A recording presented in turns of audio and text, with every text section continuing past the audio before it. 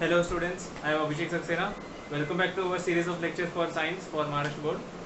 Today we are going to see about gravitational waves. In last lecture हमने last lecture में waves के बारे में बात की थी. अब हम बात करेंगे ग्रेविटेशनल वेव्स, क्योंकि हमारा चैप्टर चल रहा है ग्रेविटेशन. तो ग्रेविटेशन वेव के बारे में हम जान लेते हैं थोड़ा सा. सबसे इंपॉर्टेंट पॉइंट है कि it is very different type of wave. मतलब हमने जो वेव्स के बारे में बात की थी, कौन सा एग्जांपल बताया था मैंने? पहला एग्जांपल बताया था कि वाटर पर जब हम स्टोन थ्रो करते हैं तो वाटर का एक वेव फॉर्मेशन होता है, या फिर दूसरा मैंने एक स्ट्रिंग का एग्जांपल या रबर बैंड का एग्जांपल दिया था. लेकिन ये जो ग्रेविटेशनल वेव है बाकी वेव से बहुत अलग है. क्यों वो अलग है हम वो नेक्स्ट पॉइंट में हम कवर करेंगे कि waves of fabric of space time. अब इसका मतलब क्या होता है कि ये जो ग्रेविटेशनल वेव्स है it is the waves of fabric of space time.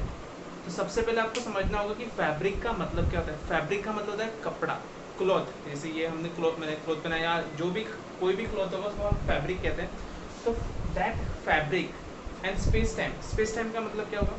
Space time का मतलब होता है कि जो हमारा यूनिवर्स है, टोटल यूनिवर्स, वो पूरे यूनिवर्स में एक स्पेस है.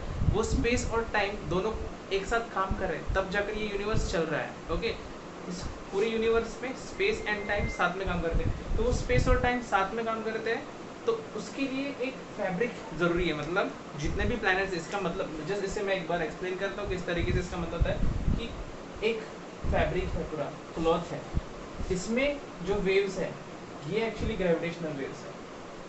Okay, and space time means यहीं पर सारे सन, प्लैनेट्स, सन है, प्लैनेट्स है, जितने भी हमारे दुनिया में, जितने भी यूनिवर्स में जितने भी ऑब्जेक्ट्स हैं, सन हो, अर्थ हो, सभी के सभी इस वेव फैब्रिक में, इस फैब्रिक में, फैब्रिक मतलब कपड़ा, और इसमें ये जो वेव है स्पेस टाइम यहाँ पर प्रेजेंट है. क्लियर? तो स्पेस टाइम में जो वेव्स है, मतलब हमारा जो पूरा यूनिवर्स है वो एक वेव है. ग्रेविटेशनल वेव हमारे पूरे यूनिवर्स में, और सन है, अर्थ है, मून है, इससे रिलेटेड आप वीडियोस यूट्यूब पर देख सकते हो. कि अब इसे हम बोर्ड पर हम, because it is a three dimension में होगा कि वेव किस तरीके से होते हैं, मतलब वेव्स किस तरीके से होंगे. एंड ये एक फैब्रिक की तरह है और उसमें अर्थ है एंड बाकी प्लैनेट्स हैं. ठीक, इतना डिटेल में हमें नहीं समझना है, बस आपको समझना है कि ग्रेविटेशन फोर्स है एंड इस यूनिवर्स में ग्रेविटेशनल वेव्स भी साथ में है. ओके, एंड सबसे पहला पॉइंट क्या है? It is a very different type of wave. दूसरा पॉइंट इंपॉर्टेंट है कि waves of fabric of space time, मतलब ये waves of fabric of space time. Fabric of space time याद रखना है, fabric of space time. Okay, then in waves के बारे में हमें बताया है आइंस्टाइन ने इन 1960 का बताया हमें, इन 1960.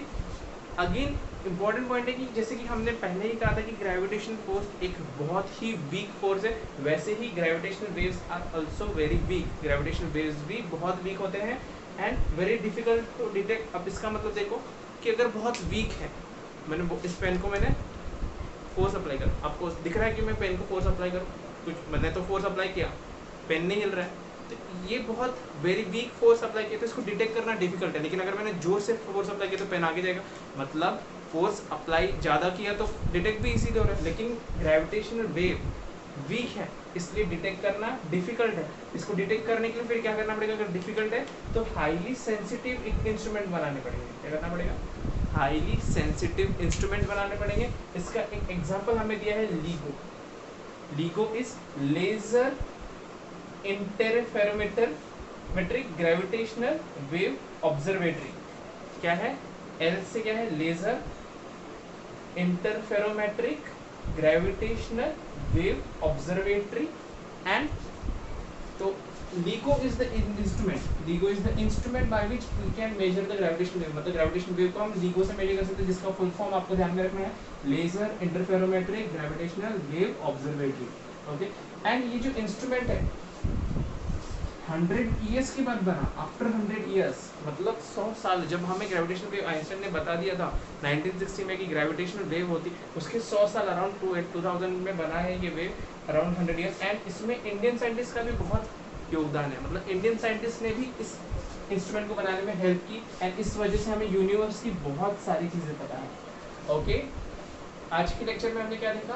What is our point? Gravitational wave. सबसे पहला इंपॉर्टेंट पॉइंट है कि ग्रेविटेशनल वेव एक स्पेशल वेव है. स्पेशल वेव क्यों कहा? क्योंकि वो स्पेस टाइम का फैब्रिक वेव है. ओके, फैब्रिक स्पेस टाइम का फैब्रिक वेव है एंड बहुत ही वीक है बहुत वीक है, इस वजह से उसे डिटेक्ट करना डिफिकल्ट है, वेरी डिफिकल्ट टू डिटेक्ट, इसलिए हाईली सेंसिटिव इंस्ट्रूमेंट बनाने पड़ेंगे, जिसका एग्जांपल है LIGO। एंड इसमें इसे बनाने के लिए इंडियन साइंटिस्ट ने हेल्प किया है। एंड इसके वजह से हमें बहुत सारी यूनिवर्स की अलग अलग चीज़ों के बारे में पता चला है। Okay, clear about gravitation wave. In next lecture we will be talking about free fall के बारे में शायद हम डिस्कस करने वाले हैं। ओके, तो अगर इसमें कोई डाउट हो, जैसे स्पेस टाइम का जो है, स्पेस टाइम फैब्रिक, ये थोड़ा डिटेल टॉपिक है। इन फ्यूचर आपको समझ में आएगा, अभी जस्ट आपको समझना है कि जो स्पेस है उसमें जो ग्रेविटेशन वेव्स, हमारे पूरे यूनिवर्स में जो स्पेस है या पूरा यूनिवर्स है उसमें जो वेव्स है वो ग्रेविटेशन वेव्स है। ओके, तो इस टॉपिक पर अगर आपको कोई डाउट है तो आप कमेंट कर सकते हो या मुझे मैसेज कर सकते हो। एंड अगर आपको वीडियो पसंद आए तो लाइक कर दो एंड फ्रेंड्स में शेयर कर दो एंड नेक्स्ट वीडियो के लिए सब्सक्राइब कर लो। ओके, अगर अभी तक नहीं किया होगा तो।